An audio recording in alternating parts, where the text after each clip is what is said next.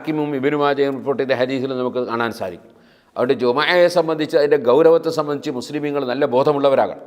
എത്രത്തോളം എന്ന് ചോദിച്ചാൽ ഇമാമിങ്ങൾ എത്രത്തോളം പറഞ്ഞു അറിയോ, ഒരു സ്ഥലത്ത് ഒരു പ്രദേശത്ത് 80 ആളുണ്ട്. അപ്പോൾ 80 ആളുള്ളതിൽ 79 ആൾക്ക് അവിടെ ഒരുമിച്ച് നിന്ന് നിസ്കരിക്കാനുള്ള സൗകര്യമുണ്ട്.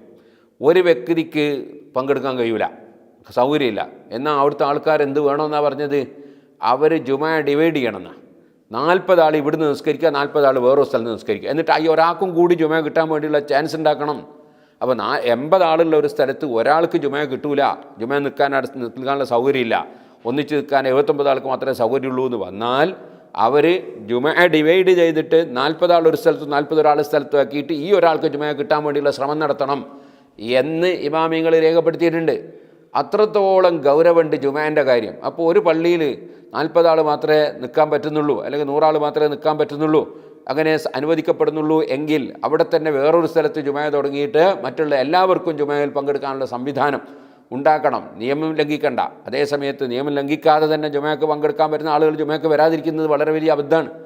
എന്ന് മാത്രമല്ല, ഇപ്പോൾ ഒരു പുതിയൊരു ബിദഅത്ത് എൻ്റെ രസമുണ്ടല്ലോ. അതായത് ആൾക്കാർക്ക് മാളിൽ പോകുമ്പോൾ പ്രശ്നമില്ല, സൂപ്പർ മാർക്കറ്റ് പോകുമ്പോൾ പ്രശ്നമില്ല, അതുപോലെ തന്നെ ഹോട്ടലിൽ പോകുമ്പോൾ പ്രശ്നമില്ല, ഒരു സ്ഥലത്ത് പോകുന്നതിന് പ്രശ്നമില്ല, ഒന്നിച്ചിരിക്കുന്നതിന് പ്രശ്നമില്ല. കാറിൽ ഒന്നിച്ചിരുന്ന ഒരാൾ ഒന്നിച്ചിരുന്ന് ഇങ്ങനെ യാത്ര ചെയ്ത് വരിക, പിന്നെ ഇറങ്ങിയതിന് ശേഷം പള്ളിയിൽ കയറിയിട്ട് കുറേ ദൂരെ നിൽക്കുക നിസ്കരിക്കുമ്പോൾ. അത് ദൂരക്കാൻ വേണ്ടി നിയമം അനുശാസിക്കുകയാണെങ്കിൽ നിന്നോളി, അങ്ങനെ നിൽക്കണ്ടെന്ന് ഞാൻ പറയുന്നില്ല.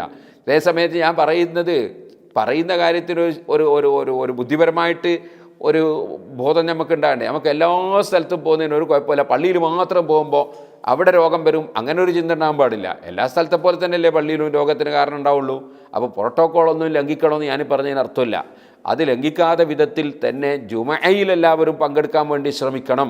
അനുവദിക്കപ്പെട്ട ആളുകളൊക്കെ ജുമഅയിൽ പങ്കെടുക്കണം. അതിനുവേണ്ടി എല്ലാവരും ശരിക്കും ഓർമ്മിക്കണം, ജുമഅ ഒഴിവാക്കുക എന്നുള്ളത് ഒരു മുസ്ലിമായ മനുഷ്യന് പറ്റുന്ന പണിയല്ല. മൻ തറക്ക സലാസ ജുമഇൻ മിൻ ഗൈരി ഇല്ലത്തിൻ, കാരണം കൂടാതെ 3 ജുമഅ ഒരാൾ കൈയൊഴിച്ചാൽ തബഅ അല്ലാഹു അലാ ഖൽബിഹി വഹു മുനാഫിഖ്, അവൻ്റെ ഹൃദയത്തിൽ അവൻ മുനാഫിഖാണെന്ന് സീൽ വെക്കുമെന്നാണ് പറഞ്ഞ്. മുനാഫിഖ് എന്ന് പറഞ്ഞാൽ ചെറിയ സംഗതിയല്ല. 19 ആയത്തുകളാണ് പരിശുദ്ധ ഖുർആനിൽ മുനാഫിഖീങ്ങൾക്കെതിരെ ഇറങ്ങിയിട്ടുള്ളത്, മുനാഫിഖീങ്ങൾക്കെതിരായിട്ട്. കാരണം അത്ര മുനാഫിഖ് എന്ന് പറഞ്ഞാൽ ഇന്നൽ മുനാഫിഖീന ഫി ദർക്കിൽ അസ്ഫലി മിനൻ നാർ, നരകത്തിലെ ഏറ്റവും അടിയിലെ തട്ടിയിലാണ് മുനാഫിഖീങ്ങൾ എന്ന് പരിശുദ്ധ ഖുർആൻ പറഞ്ഞു.